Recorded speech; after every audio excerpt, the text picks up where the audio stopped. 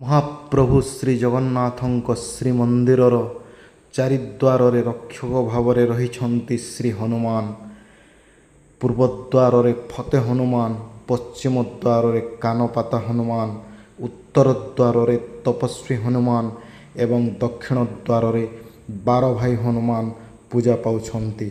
ବାରଭାଇ ହନୁମାନ ଶୁଣିଲେ ଆଶ୍ଚର୍ଯ୍ୟ ଲାଗୁଛି ନା? ହନୁମାନ ପୁଣି ବାରଭାଇ।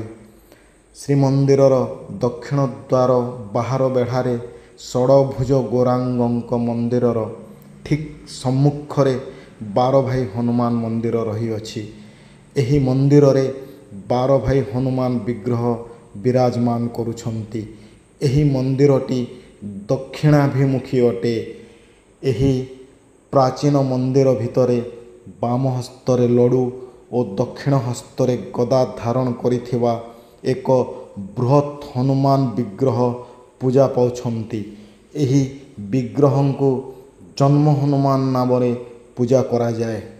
ଏହି ବିଗ୍ରହଙ୍କ ଚତୁଃପାର୍ଶ୍ୱରେ ସୁଗ୍ରୀବ, ଜାମ୍ବବ, ଅଙ୍ଗଦ, ସୁଷେଣ, ନଳ, ନୀଳ, ଗୟ, ଗବାକ୍ଷ, ତାରାକ୍ଷ, କନ୍ଦର୍ପ ଓ ଶୌରୀ ଏପରି 11 ଭାଇ ହନୁମାନ ପୂଜା ପାଆନ୍ତି। ଏହିପରି ମନ୍ଦିର ଭିତରେ 12 ଭାଇ ହନୁମାନ ପୂଜା ପାଉଛନ୍ତି।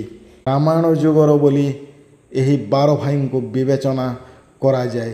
ଏହି 12 ଭାଇ ହନୁମାନଙ୍କୁ 12 ଭାଇ ହନୁମାନ, 12 ଭାୟା ହନୁମାନ, ବୀର ଭାଇ ହନୁମାନ ବା ବଡ଼ ଭାଇ ହନୁମାନ ରୂପରେ ପୂଜା କରାଯାଏ। ରହସ୍ୟମୟ ଶ୍ରୀମନ୍ଦିରର ରହସ୍ୟ। 12 ଭାଇ ହନୁମାନଙ୍କର ଏକତ୍ର ପୂଜା ବା ଏକତ୍ର ସମାବେଶ ବୋଧହୁଏ ସମଗ୍ର ଭାରତବର୍ଷର ଅନ୍ୟ କେଉଁ ମନ୍ଦିରରେ ମଧ୍ୟ ଦୃଷ୍ଟିଗୋଚର ହୁଏ ନାହିଁ। ଜୟ ଜଗନ୍ନାଥ, ଜୟ ଜଗନ୍ନାଥ, ଜୟ ଜଗନ୍ନାଥ।